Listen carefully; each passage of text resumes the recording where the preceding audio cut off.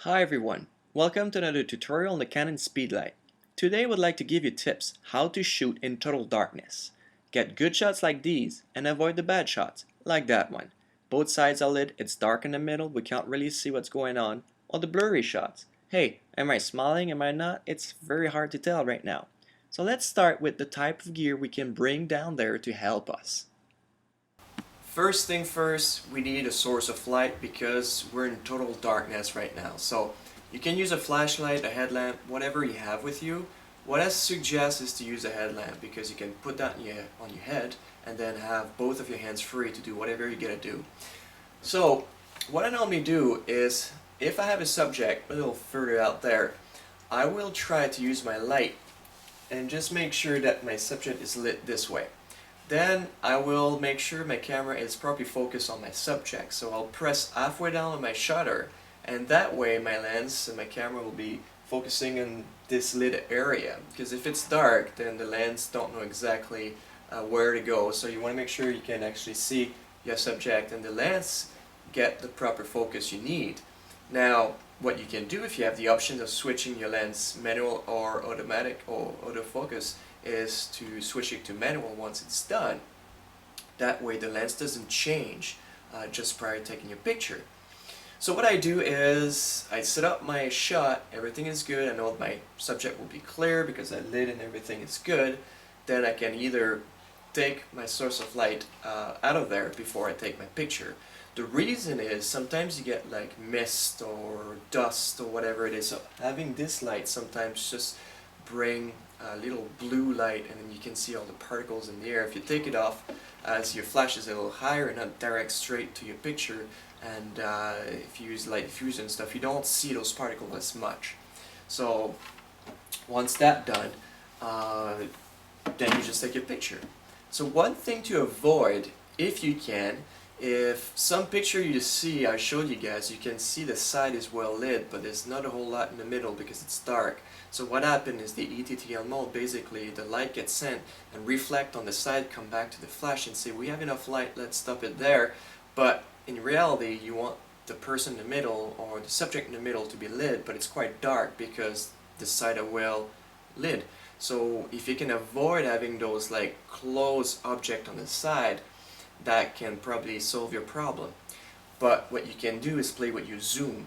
So if you have a broad zoom in the 24, that will be a broad light coming out, but you want to have your subject lit in the middle. So what you're going to do is like rise up your zoom, use 105 for example, the light will be concentrated right in the middle. So you can play from 105 and make it a little wider depending on what you need.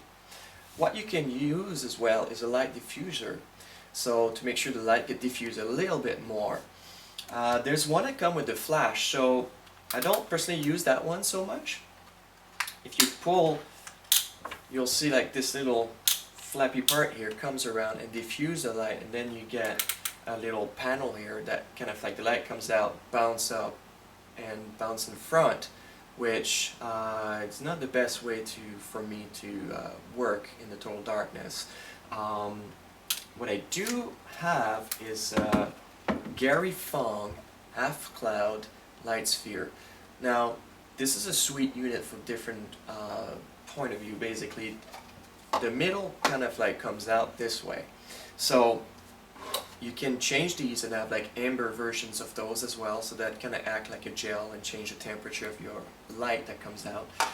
And you can get the full cloud, half cloud, and basically what happened is the light that comes out sometimes does not get blocked so much. So there's different type of stops of lights coming out. So without getting too technical with these, what I normally do is I put that on my flash. It's very simple to put on and off, and very quick as well. So what I'll be doing is I'll be pointing my light at my subject, and sometimes what I do is I take this off like this, and by zooming, let's say like to 105, the light comes straight out. But having the Gary Fong half cloud, the light also get diffused on the side.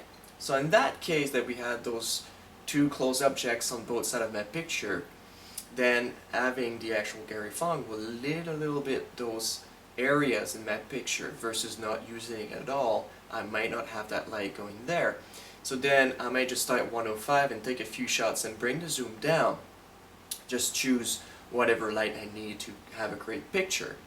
So another advantage of using the actual Gary Fong is if you want harsh shadow or soft shadow, well, if you shoot with a light diffuser, your shadows will be very soft, so will be blending a little bit more in your picture, as is versus if I don't use it, your shadow will be well defined, will be a little bit more harsh and dramatic.